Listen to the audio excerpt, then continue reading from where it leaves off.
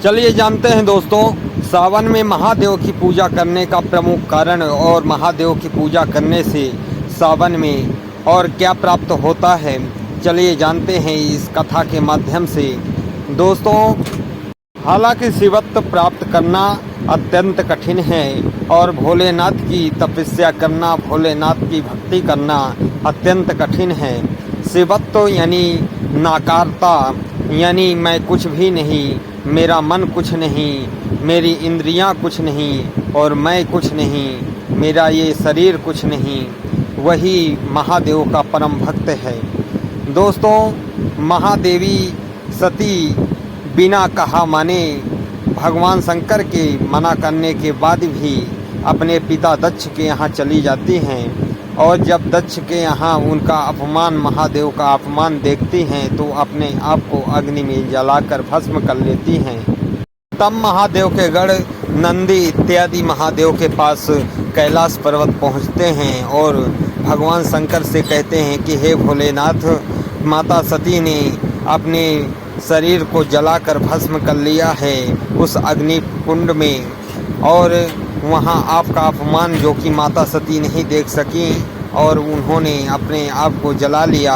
तब महादेव अपनी जटाओं को फेंकते हैं और वहाँ से वीरभद्र नाम का भगवान भोलेनाथ का रुद्र प्रकट होते हैं और वीरभद्र को भगवान भोलेनाथ आदेश देते हैं और वीरभद्र जाते हैं और राजा दक्ष का सर धड़ से अलग कर देते हैं।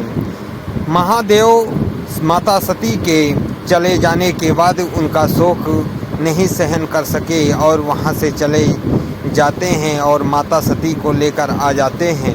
माता सती को लेकर चारों दिशाओं और तीनों लोकों में भ्रमण करते हैं। महादेव अपने बाजुओं में लेकर भगवान शिव के विरक्त रूप को देखकर सभी देवता घबरा जाते हैं और भगवान शिव को इस कष्ट से दूर करने के लिए भगवान विष्णु के पास जाते हैं। भगवान विष्णु वो अपने सुदर्शन को आदेश देते हैं और सुदर्शन बिना भोलेनाथ के एहसास के ही माता सती के कई टुकड़े कर देते हैं और सुदर्शन के इस टुकड़े किए हुए माता सती के भगवान भोलेनाथ को यह भी पता नहीं चलता कि माता सती के कई टुकड़े हो गए और जहाँ जहाँ वे टुकड़े गिरे वहाँ वहाँ शक्तिपीठ बन गए, ऐसा ग्रंथों में है।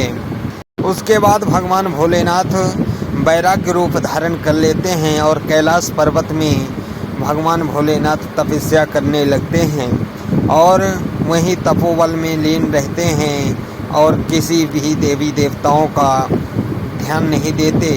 तभी सभी देवता घबरा जाते हैं और भगवान विष्णु के पास जाते हैं। भगवान विष्णु और ब्रह्मा यह विचार करते हैं कि भगवान भोलेनाथ का जब तक दूसरा विवाह नहीं होगा तब तक भगवान भोलेनाथ प्रेम मग्न नहीं होंगे और वह तपस्या ही करते रहेंगे।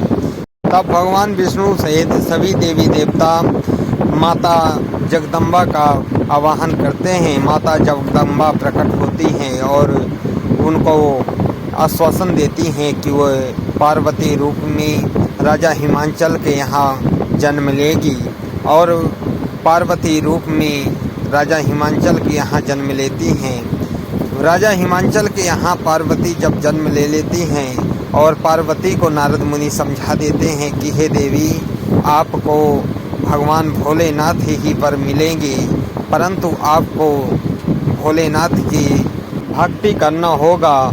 और माता पार्वती नारद मुनि की बात मान लेती हैं और नारद मुनि की बात मानकर माता पार्वती हिमाचल प्रदेश में भगवान भोलेनाथ की भक्ति करने के लिए चली जाती हैं और भगवान भोलेनाथ प्रसन्न भी हो जाते हैं।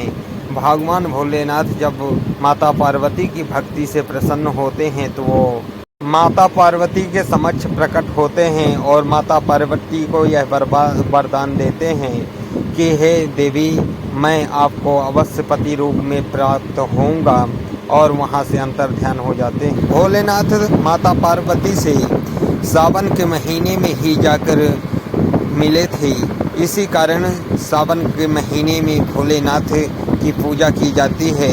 ऐसी मान्यता है कि सावन के महीने में जो भी कुमारी लड़कियां व्रत रखती हैं भगवान भोलेनाथ की, सो उन्हें अच्छे वर प्राप्त होते हैं, अच्छे घराने में उनका विवाह होता है।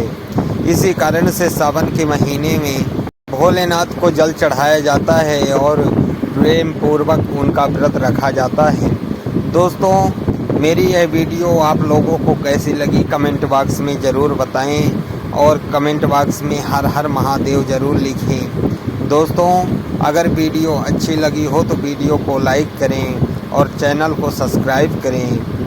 इस प्रकार से भगवान शिव शंकर माता पार्वती से सावन के महीने में मिलकर और उन्हें उनकी मनचाहा वर प्राप्त होने का वरदान देते हैं और वहां से चले जाते हैं और माता पार्वती के साथ फिर अंत में भगवान भोलेनाथ का विवाह होता है। जय भोलेनाथ, जय महादेव की।